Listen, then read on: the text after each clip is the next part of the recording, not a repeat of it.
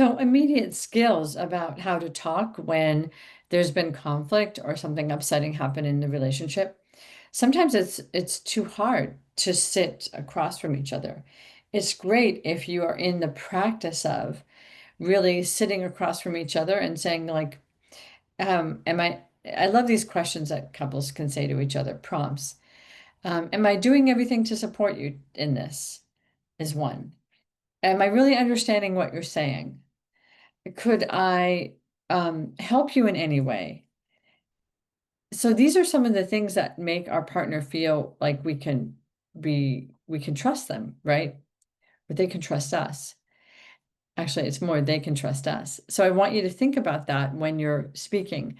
How are you actually showing up in the relationship if someone's upset? If someone's upset with you, that's a little harder because our nervous system might get thrown off.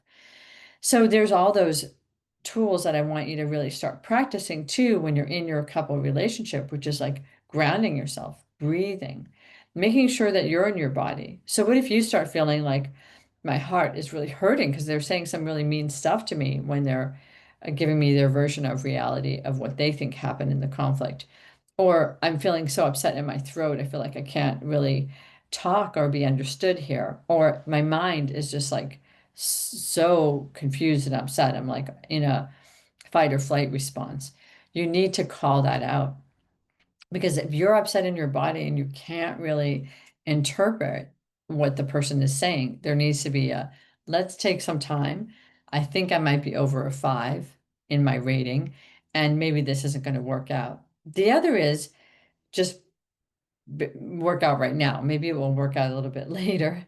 The other thing is where you're sitting. So if you're sitting across from each other, it can be very confrontative. Sometimes it's easier to just sit next to each other and each person have a time to talk and breathe and slow down. And you can notice what's happening to your partner and whether they're agitated in their body. The other piece is to take some time for calming down with your partner. I love the exercise of back to back breathing to take some time to just ground and breathe. And you can just practice like in imitating somebody's inhale and exhale and just seeing if you can just sort of track your breath together. So the same amount of inhale and exhale is happening. And one person is focusing on the rhythm of the other person's breath and the sound of their breath and trying to mimic it, and then vice versa, so that there's a real calming down.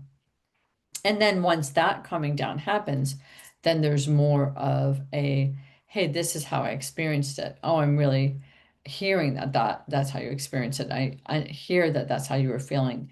And I'm really, really sorry that I hurt you. I understand that this is how you experienced it, and I am accountable for this part of it.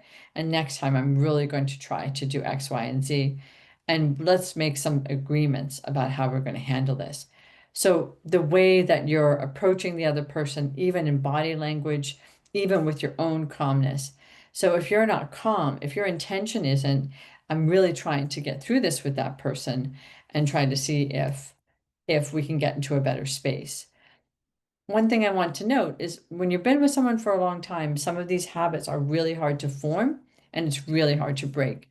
The other habits that you have that might not have been the healthiest ones around communication.